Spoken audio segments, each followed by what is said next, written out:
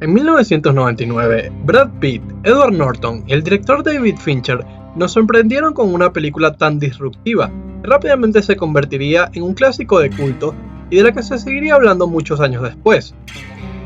Puede que la película pase más desapercibida en los más jóvenes, y es que ya han pasado más de 20 años desde su estreno, pero los que somos un poco más de la vieja escuela, nunca vamos a olvidar aquella mítica primera regla a la que hoy en día se siguen haciendo referencias y la que nosotros vamos a tomarnos la libertad de romper con este video. ¿Qué tal, gente? Bienvenidos un día más al canal, soy Bejarano y esto es El Club de la Lucha. La película en cuestión puede encapsular bastante bien todo lo que simboliza el auge de la generación X, un grupo generacional que comenzaba a ver el nacimiento de un cambio en el consumismo de productos de capricho o innecesarios debido al acelerado ritmo de vida con el que el asentamiento de las nuevas vías de entretenimiento estaban causando entre ellos. Una generación que, como todas las que vendrían a posteriori, no se salvó de convertirse en esclavos de la sociedad y las cambiantes modas que se apoderan de aquellos que las adoptan, muchas veces no por el hecho de que sean de su agrado, sino por el simple hecho de querer sentirse parte de un grupo social. La historia se nos cuenta a través de la perspectiva del personaje interpretado por Edward Norton, y de quien nunca llegamos a saber su nombre, simplemente lo conocemos como el narrador. Del personaje podemos decir que es un individuo de más de 30 años que vive una vida bastante monótona en la que salta de ser absorbido a diario por el típico trabajo de oficina a pasar sus ratos libres tirado en el sillón de su casa con el cerebro apagado y siendo bombardeado por constantes publicidades televisivas. Su única vía de escape para este ciclo es formar parte de ese mismo consumismo al que hace ilusión la serie cuando vemos con un gran plano secuencia cómo su casa se va llenando de toda clase de muebles que, si bien son algo que muchos consideran necesario, hay pocas formas de justificarlos como algo más de un capricho. El hecho de que nunca conozcamos el nombre de nuestro protagonista me parece un factor brillante por parte de la película, ya que con esto no nos están introduciendo a un personaje inventado por el guionista, sino que nos están mostrando a alguien con una vida bastante común, y con quien se pueden sentir identificados todos aquellos espectadores que vivan una situación similar. Y es que la vida y la noción del tiempo a veces pueden ser cosas que nos hagan sufrir bastante. Sentirte realizado, estudiar algo que te gusta, trabajar en el lugar que te apasione, formar una familia. Son todas cosas que nos pueden generar una gran ansiedad a medida que vamos envejeciendo y sentimos que se nos acaba el tiempo. Por supuesto, la película y la vida del narrador dan un vuelco brutal cuando conocen al personaje de Tyler Durden, quien es interpretado por Brad Pitt, y que más adelante pasaría a convertirse en uno de los personajes más queridos y recordados en la historia del cine. El impacto que Tyler genera en la perspectiva del narrador es de instantánea admiración, ya que es la idealización de su misma persona y representa todo lo que él quisiera ser. Es guapo, viste bien, tiene una increíble personalidad y, más importante, conquista a la mujer que el narrador desea con tal facilidad que le parece indignante. Aunque la faceta más fascinante de Tyler será sin duda su filosofía anárquica sobre cómo ninguna de las cosas que nos preocupan o de las que tenemos miedo en verdad importan. Tyler es la representación de ese discurso sobre cómo la sociedad nos ha envenenado con una cultura de consumismo, cómo el verdadero goce no se consigue mediante la obtención de logros y bienes materiales, sino mediante la ausencia de todas aquellas obligaciones a las que debemos comprometernos para conseguirlos. ¿Cuántas veces no escuchamos la típica historia de las personas que se pasan años en un trabajo que odian, solo por la falsa esperanza de que algún día conseguirán un ascenso o que las cosas que podrán comprarse con el dinero de dicho empleo los hará olvidarse de su miseria? Por ende, si nos deshacemos del empleo, ya no tendremos esos grilletes que nos impiden actuar como queremos, y nos mantienen atados a la infernal rutina de todos los días. Así es como, según Tyler Durden, se consigue la felicidad. Pero por supuesto, esto no es más que la primera capa de un personaje tan pragmático como brillante. Continuando con la filosofía de Tyler, una vez sabemos cómo se consigue la felicidad, cómo se consiguen elementos como el placer o la satisfacción. Esto por supuesto mediante el sufrimiento físico y mental, cometiendo actos que nos llevan a los límites del individuo. Y es aquí,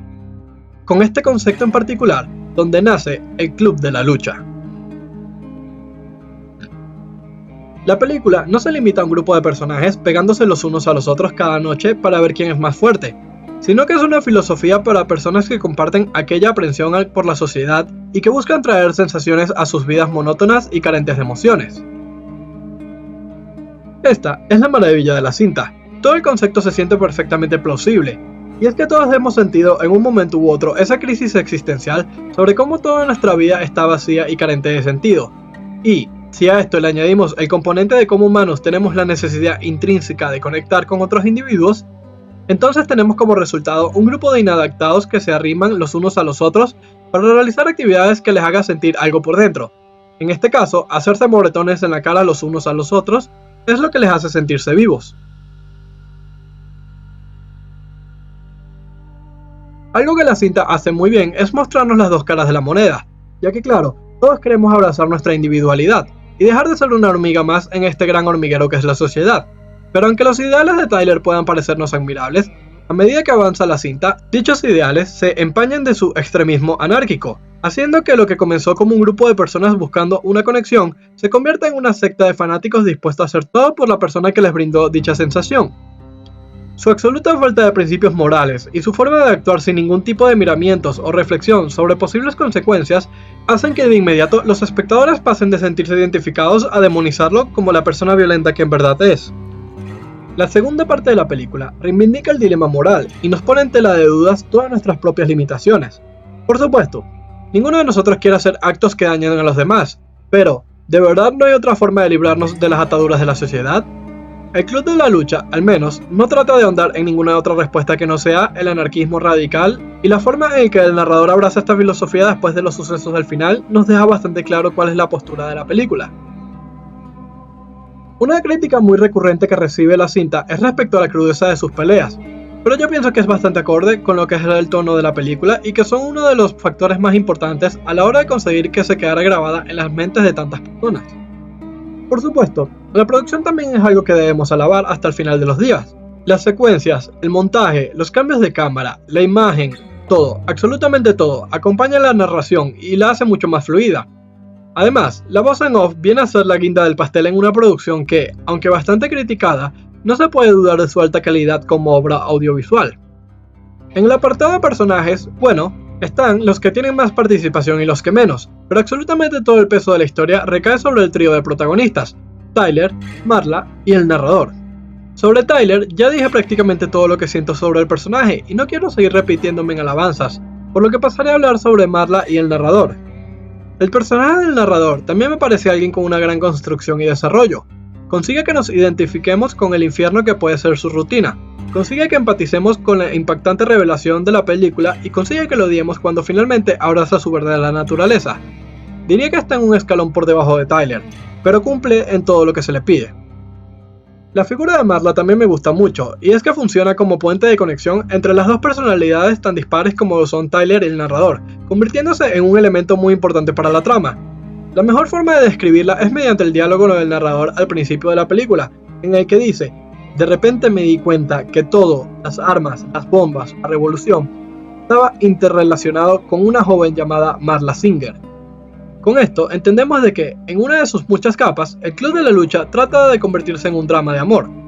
Para resumir, el Club de la Lucha es una película increíble que cuenta una historia brutal, pero que hasta cierto punto es bastante creíble. La película es claramente una crítica hacia el consumismo que se instaló en la sociedad con la llegada de la televisión, y que marcó a todos los que hoy conocemos como la generación X. Y creo que el mensaje que más me llegó es sobre cómo a veces la única forma de sentirnos mejor es rodeándonos de gente que se siente aún peor, o está en peores condiciones. La idea del Club de la Lucha resulta atractivo, porque es un lugar donde todos pueden dejar de estar reprimidos y dejar de comportarse de acuerdo a las normas, ya que al final, ¿qué son las normas sino otra herramienta creada por la misma sociedad que odiamos con la finalidad de controlarnos aún más? Por supuesto, el mensaje también evoluciona con la trama, y es que en el momento en que Tyler usa a los otros miembros del club para realizar actos vandálicos y hasta terroristas, nos hace entender que el individuo más peligroso no es aquel que tiene cientos de armas o bombas, sino aquel que tiene la devoción de cientos de hombres. No he querido hablar sobre el giro de guión que marca toda la película, porque la verdad es que me gustaría incitar a todos los que hayan llegado a este video a que le den un visionado. Sin duda vale la pena tanto por la excelente producción que terminó siendo, como por cuyo mensaje se puede adaptar perfectamente a la situación actual. Una situación de precariedad en la que muchos estamos obligados a mantenernos en trabajos que odiamos solo por la seguridad de tener un empleo, pero que al final muchas veces los usamos para justificar la adquisición de bienes materiales que en verdad no necesitamos. Y es que, como dice Tyler, al final lo que posees acaba poseyéndote. Antes de que te vayas, me gustaría pedirte que, si te ha gustado el video, me apoyaras dejándome un like de la lucha y suscribiéndote al canal, También puedes seguirme en mis otras redes sociales que dejaré por aquí y con eso me ayudarías un montón. Y bueno gente, sin nada más que añadir, gracias por ver el video y nos vemos en la próxima.